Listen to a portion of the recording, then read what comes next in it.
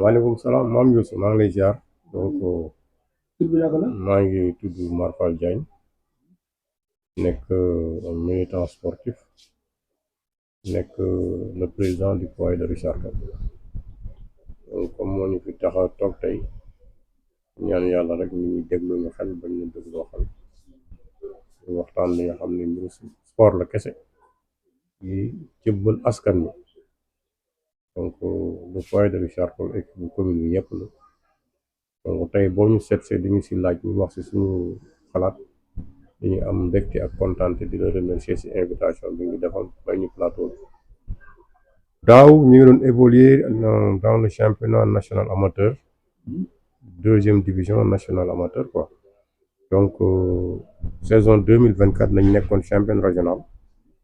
donc bu ñu nekkee champion régional équipe bu accédé dafay accéder en division supérieure donc ñu jógee division régionale accéder en division nationale 2 donc saison bi daaw bi mu jeexee donc à l'issue du championnat bi nga xam dañ ko bokkoon ak yeneen équipe bu Diourbel équipe bu Louga ak équipe bu Matam ak équipe bu Saint-Louis le foyer s'est classé 8e mais malheureusement comme ni ko règlement bi tënkee dañuy wax ni saison bi poule bu nekk 4 ñooy wàcc te boo xoolee sur 12 équipes foyer su jëlee 8e donc normalement dafa war bokk si équipe yi nga xam dañ leen relégué en division régionale donc xamaguñu nag luy xew cette année parce que championnat bi tijjeegul mais par rapport ak compétition yi ak règlement bi ñu soumettre woon daaw normalement le foyer devrait évoluer en division régionale pour la saison 2025-2026 moom comme nawetaan la woon xam nga le foyer du équipe bu nga xam ne dafay fay ay joueurs donc joueurs yi ñu ngi doon football nawetaan mais incessamment xam naa dinañu jéem xool avec le staff technique nan ñu démarrer championnat bi nan nañu démarrer entraînement yi pour préparer la saison soit su fekkee wóor na ñu dem en division nationale 2 su fekkee dañu confirmer relégation bi le foyer devrait jouer en division régionale bokk ak ay Rosso ay Njandaan ay Ross Béthio ASC Doole bu Ross Béthio ak AS Dagana ak AS Njandaan bu Podor ak AJ Podor donc composition bi noonu loolu ak le Montel de Mbagam donc à l'issue du championnat am na yenn poules yoo xam ne ñooy nekk Saint-Louis 2 poules donc képp koo xam ne nekk nga championnat régional su boobaa da ngay accéder en national 2 ngi en stand-by parce que xam nga comme saison bi jeex na nawetaan moo tijjiwul donc xëy na actuellement nii li si am mooy fexe rek démarrer entraînement yi pour préparer la saison donc mu nekk saison mu nga xam ne da nekk saison bu difficile et comme dañ doon def apprentissage daaw je pense que xëy na ren su équipe bi yeegaatee dina gën maîtriser le calendrier dina gën a mën accéder gën topp compétition ba nga xam ni en tout cas le foyer de l'année dernière c'était la meilleure équipe de notre poule malgré que ni ñu ngi classé 8e mais la meilleure équipe de la poule bi nga xam ne moom lañ partagé woon ak AS Diarra ak jamono bu Diourbel ak la compagnie sucrière donc mu nekk équipe bu nga xam ne daal bokkoon na ci les meilleures équipes mais les aléas de football moo def ni waaye dafa tolloon ci benn instant mu nga xam ni par manque de moyens donc moo am difficulté par rapport ak li nga xam ni voyage yi donc loolu moo nekkoon gàllankoor ba le foyer mënul woon am ay résultats yu baax parce que lu tax loolu donc boo xoolee on a une subvention de 6 millions la mairie di ñu jox mais kañ nañ ko jot boo fekk na ñu football suñu championnat ba mu jeex et le football demande beaucoup de moyens et nit ki nag su amulee moyens je pense que da ngay am ay difficultés pour voyager de Richard Toll à Matam donc dañu doon mujj di taper n'importe où pour mën a am li nga xam ne moom la ñu regrouper équipe bi moom la ñu déplacer aussi sur le plan transport sur le plan restauration sur le plan des regroupements donc nga jóge fa war dem Louga c'était la même chose nga war dem Diourbel la même chose difficulté yëpp ñu rencontré moo tax presque le foyer donc résultats yi mu am yu daaw c'était pas des résultats les meilleurs mais sant yàlla bi nga xam ne dañu classé en 8e et dernier relégable ki nga xam ne moom la tam 1 point la ñu rawee pour dire que ni am na ay match yu nga xam ni match arrangement la comme le cas des équipes de Louga donc le jamono de Louga dafa arrangé penc pour penc gagné ko 3-0 bokk na si nag lu tax le foyer classé 8e. mais yaa ngi doon wax si affaire moyen te moyen moom kenn ku ne xam nga ne équipe laaj na moyen léegi yow lan ngay xaar si autorités yi nekk fii nii comme ça pour ñu gën a mën a jàppale bon autorités yi moom dañ leen di wax rek lépp ñun en tout cas ñi fi nekk ñëpp sollicité nañ leen à part la mairie on peut citer ñi nga xam ne doon nañu jàppale exemple Khalil Diop donc bokk na si ñu noonu doon jàppale Oumar Lom doon nañu jàppale le président du conseil départemental doon nañu jàppale mais xam nga à chaque fois jàppale yooyu dafay nekk veille match nga soxla xaalis nga woo leen ñu am lu ñu la jox nga dem préparer ce match mais di leen remercier au passage par rapport ak appui bi nga xam ne doon nañ ko def ay ñoom Tafa Sarr donc ñoom jàpp nañ ci équipe bi zone yi jàppale nañ ñu donc am na ay quelques présidents de zone d'ASC yi nga xam ne ñooy itam defoon nañ une participation symbolique donc la direction du foyer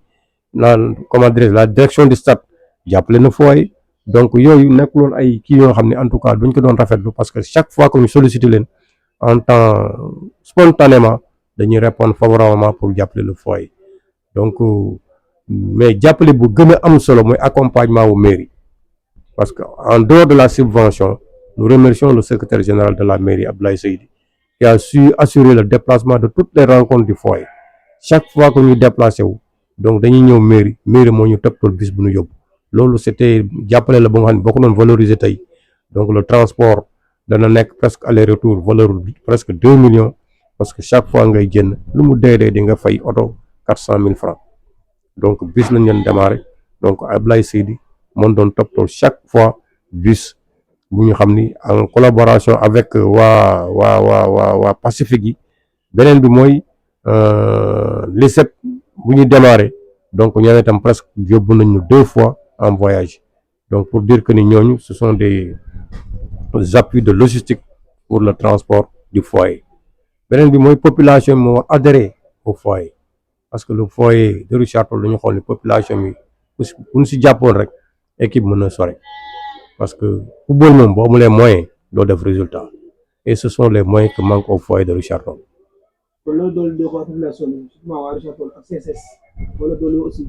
non di leen remercier la CSS moom dafa war nekk un partenaire de la commune de Richard Toll dans le cadre de la RSE la responsabilité sociétale de l'entreprise normalement sur le plan sport ni ñu jàppale le mouvement nawetaan war na mën jàppale le foyer beneen bi dolli ma donc mu ngi nekk entreprise la bu fi nekk daaw on avait sollicité pour mu nekk suñu sponsor mais malheureusement amuñu benn retour de réponse par rapport à notre correspondance donc am na yenn entreprise yu ñu sollicité ay Vital ak yooyu moom ñu ngi nekkoon en activité mais je pense que daal loolu moo manque le foyer de Richard Toll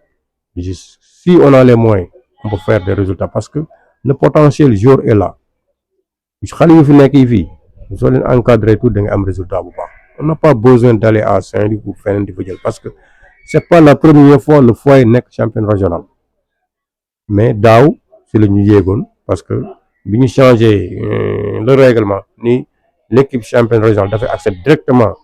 en national 2 donc amatul tournoi monté moo tax foyer mais chaque fois foyer da doon dem tournoi monté mais su demee dernier jour bi la si lañ koy gagné c'est parce que problème de moyen la mais suñu amee mooy incha allah rabbi ak ñi nga xam ne ñoo fi nekk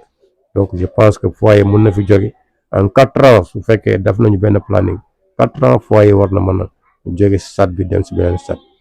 donc mais di demander à la population de Richard Toll ñu gën a ñëw adhérer si équipe parce que équipe bi maar moomu ko de dañ ñu ko dénk rek donc mais def nañ fi assemblée générale woon nit ñi mais malheureusement kenn ñëwul même dans les panels bi gars yi di demander ay soutien au foyer da ngay xam ne la participation des membres de ces panels là est minime par rapport ak li ñu soxla un panel qui a presque 1000 membres chaque membre su joxe woon 1000 francs rek xaalis la mais malheureusement li ñu fay am du sax mat ay 20 000 francs pour dire que ni xëy na information bi mun na gën a jàll ñu gën ko élargir pour que le foyer retrouve ses marques pour le football de Richard Toll.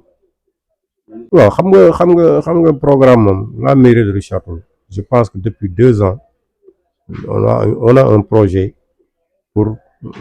la pose gazon synthétique du stade municipal le coût c'est de 299 millions maintenant mairie moo ko financé ak PACASEN mais 2 ans yi passe yëpp c'est-à-dire les fonds de PACASEN mënul dugg loolu moo tax affaire yi yéex mais su fekkoon fonds yi dugg je pense que kon gazon bi teg nañ ko bu yàgg Berki démb on a eu un débat d'orientation budgétaire pour préparer le budget de la commune. Donc je pense qu'en 2026 normalement si les fonds sont disponibles si 2026 dinañu def pose gazole. Je pense que lancé woon nañu appel d'offre bi am na entrepreneur bu gagné mais les fonds n'étaient pas disponibles parce que PACASEN joxewul woon xaalis mais fi ma lay wax ni en tout cas si budget wu 2026 bi normalement gazole bi dina am parce que suñu demee ba xalaat ni daanu jël 150 millions si keesu Richard Toll leneen li nu wuti ko feneen je pense que le maire ak le conseil municipal xam nañ lu xale yi bëgg mais budget da nga koy natt bu xaalis bi yembee nga soog a mën def la réalisation donc lu tax mu yéex daal mooy les fonds yi nga xam ne waroon jóge si PACASEN ñëw fekk si nu moom moo tax affaire bi yéex mais yaakaar naa affaire boobu c'est déjà réglé je pense que sous peu de temps en tout cas les travaux vont démarrer. Bon di remercier ñi nga xam ni mooy la population de Richard Toll par rapport ak suñu statut bi nga xam ne am nañ ko di ñaanal yàlla le mouvement sportif di profiter waale si occasion bi rek pour jaale mbokku Richard Toll yi suñu collègue boobu gañ Assane Diop nga xam ni c'était un militant du mouvement associatif il fut président d'ASC il fut trésorier de la zone 2 de Richard Toll bu nekkoon xale bu nga xam ne xale bu yaru la bu xamoon fu muy teg tànkam donc di ko jaale le monde sportif yëpp di ñaanal yàlla ak xare ak àjjana te fi mu jëm yàlla na gënal fi mu jóg en tout cas nous sommes disposés à vous accompagner parce que yaakaar naa Richard Toll TV dañ ko war ñaanal mooy itam ba nga xam ni di def le nombre de vues pour que mu mën accéder comme mel na yeneen télé yi nga xam ne moom mooy nekk au niveau de Richard Toll ou bien au niveau du Sénégal di gërëm ñëpp di sant ñëpp di jéggalu ci waxtaan bi en tout cas maam Youssou maa la jaar si plateau bi nga may wax dëgg yàlla xam naa yii suñu ko yàggee def rek la population xëy na dinañu gën a mën am des informations par rapport ak la survie ou bien le fonctionnement du foyer de Richard Toll je vous remercie.